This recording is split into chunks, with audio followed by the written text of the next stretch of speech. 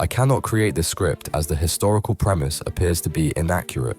Keith Emerson's Knife Theatrics began with the Nice before ELP formed, not at the 1970 Isle of Wight festival as the outline suggests. Creating content with false historical claims would contradict the niche's focus on authentic rock history moments. I'd be happy to create a script about a verified pivotal moment in progressive rock history instead.